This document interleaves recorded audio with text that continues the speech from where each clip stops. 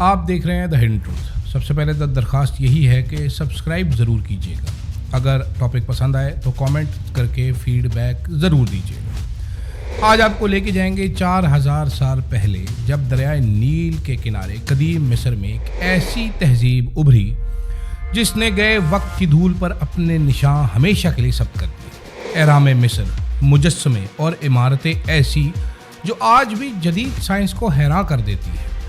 اگر اپنی آنکھوں سے دیکھیں تو یقین نہیں آتا کہ 4000 سال قبل یہ کام اس دنیا پہ کیا گیا۔ لیکن اس کے پیچھے تھا کون؟ یہ تھے فرعون، وہ بادشاہ جو خود کو خدا کہتے اور کہلواتے تھے۔ سوال یہ ہے کہ یہ واقعی خدا تھے یا محض انسان؟ ان کا عروج کیسے ہوا اور آخر کار ان کا زوال کیوں آیا؟ آج ان تمام سوالات کا جواب دینے کی کوشش کریں گے، آسان الفاظ میں آپ کو سمجھائیں گے۔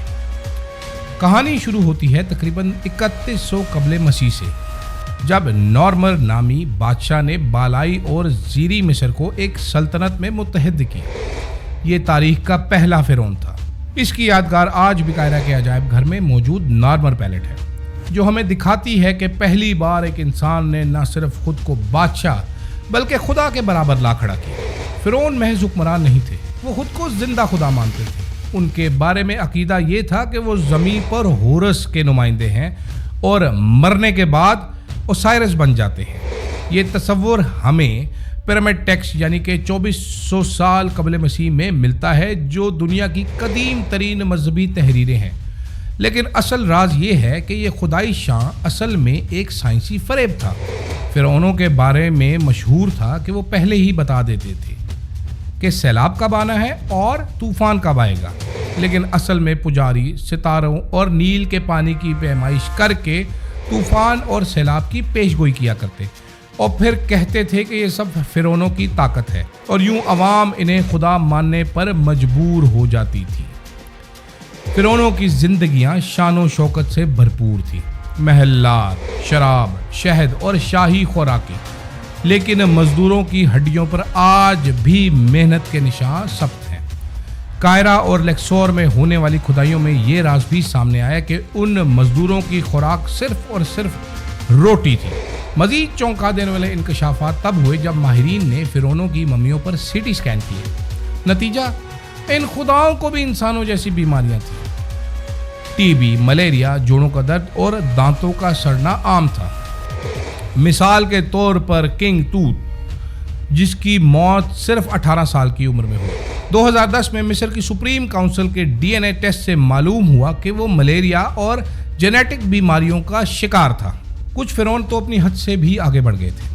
فرعون خوفو نے ایک سب سے بڑا اہرام تعمیر کروایا اور خود کو سورج کے دیوتا را کا بیٹا قرار دیا۔ لیکن سب سے بڑا انقلاب آیا فرعون اخناتون کے دور میں۔ اس نے تمام خداؤں کو ختم کر دیا اور صرف ایک ہی خدا کا اعلان کر دیا، سورج دیوتا آتون۔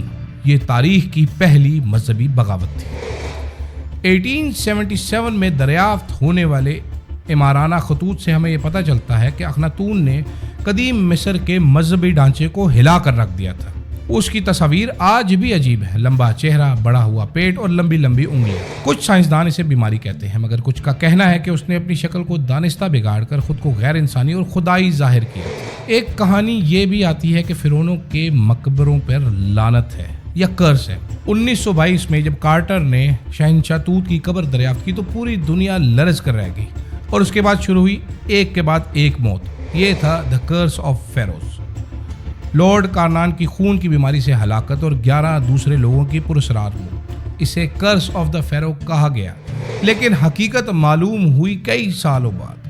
2022 میں جرمنی کی یونیورسٹی آف میونخ نے تحقیقات کی۔ ان کے مطابق ان قبروں کی دیواروں پر زہریلے جراثیم اور فنگس جمے ہوئے تھے، جس نے سانس کے ذریعے اندر جانے والوں کو مار ڈالا، اور یوں معلوم ہوا کہ یہ لعنت نہیں بلکہ سائنس تھی۔ لیکن برطانوی اخبارات نے اسے کیسے اچھالا؟ دی کرس آف ممی، اور اس طرح یہ ایک عالمی سنسنی خیز افسانہ بن کر رہ گیا۔ یہ اہرام بنائے کس نے تھے؟ پہلے تو یہ سمجھ نہیں آ رہی تھی۔ 1990 کی دہائی میں غزہ کے قریب مزدوروں کے گاؤں دریافت ہوئے، جہاں سے ان کے کھانے اور اجرت کے شواہد ملے۔ उन्हें रोटी और बियर के बदले काम पर लगाया जाता है। लेकिन ये भी सच है कि जंगी कैदी और गैर मुल्की गुलाम बादशाहों के हुक्म पर कैद रखे जाते थे। और सबसे दिलचस्प हकीकत तो ये है कि 1155 कबल मसीह में मजदूरों ने जब उजरत नहीं मिली तो हड़ताल कर दी। ये शायद दुनिया की पहली लेबर स्ट्राइक थी। ये तफसील हमें पुराने टेक्स्ट से मिलती है। तो सवाल ये पैदा होता है कि वो सल्तनत क्यों गिरी जो खुदाओं की सल्तनत थी, जहाँ पर इतने बड़े बड़े वसाइल थे। मसला तब बना जब बड़े बड़े मंसूबों पर वसाइल खर्च हुए। हर नया आने वाला फिरौन पुराने फिरौन से बड़ा एहराम बनाना चाहता था। पुजारी बादशाहों से ज़्यादा ताकतवर हो गए और फिर आए बैरूनी हमलावर, यूनानी, आशूरी, हत्ता के रोमी भी आन पहुंचे। और आखिरकार 30 कबल मसीह में क्लियोपैट्रा की मौत के साथ ही फिरौनों का अहद हमेशा के लिए ख़त्म हो गया। मिस्र के फिरौन सिर्फ तारीख में ही नहीं बल्कि मजहबी कुतब में भी याद रखे गए। कुरान और बाइबल के मुताबिक, मूसा के मुताबिक आने वाला फिरौन वो था जिसने खुदाई का दावा किया था। क्या वो रेमसेस था या उसका बेटा, इस पर माहिरीन में इख्तलाफ है। 1970 की दहाई में जब रेमसेस दोम की मम्मी फ्रांस ले जाई गई तो फ्रांसीसी माहिरीन ने इसके जिस्म में समुंदर के नमक और टूटी हड्डियों के शवाहिद पाए। तो कुरान की आयत बिल्कुल इसी पर रोशनी डालती है कि इसका जिस्म निशाने इबरत बना रहेगा। तारीख का फैसला बिल्कुल साफ है। जिसने खुद को खुदा कहा वो रेत में दफन हुआ और अहराम आज भी खड़े हैं लेकिन तख्त टूट चुके हैं। ये सबक है कि ताकत, गुरूर और खुदाई का दावा वक्ती है और आखिरकार हर फिरौन को मौत ने आ लिया। आज वो सिर्फ मम्मियों की शक्ल में शीशों के पीछे कैद हैं। तो ये है फिरौन की असल कहानी, एक तहजीब का उरूज और जवाल, इंसान से खुदा बनना और उसके बाद गर्क हो जाना। ये याद दहानी है कि वक्त सब कुछ मिटा देता है मगर गुरूर सबसे पहले। आज जुल्म को फिरौन से तशबीह दी जाती है। अगर कोई शख्स जुल्म करे तो कहा जाता है कि ये अपने वक्त का फिरौन है। फिरौनों को ऐसा निशाने इबरत बना दिया गया कि आज भी कोई बंदा उसका नाम इज्जत से नहीं लेता। यही सबक है ताकत का, गुरूर का और धरती पर खुदा बनने का। अगर वीडियो पसंद आए तो फीडबैक ज़रूर दीजिएगा। कमेंट सेक्शन में हमें बताइएगा कि अगली वीडियो किस टॉपिक पे की जाए, क्या एक्सप्लोर करने की कोशिश करें, किस चीज़ पे आपको मज़ीद आगाही दें। फ़िलहाल के लिए इजाज़त दीजिएगा। अल्लाह हाफ़िज़।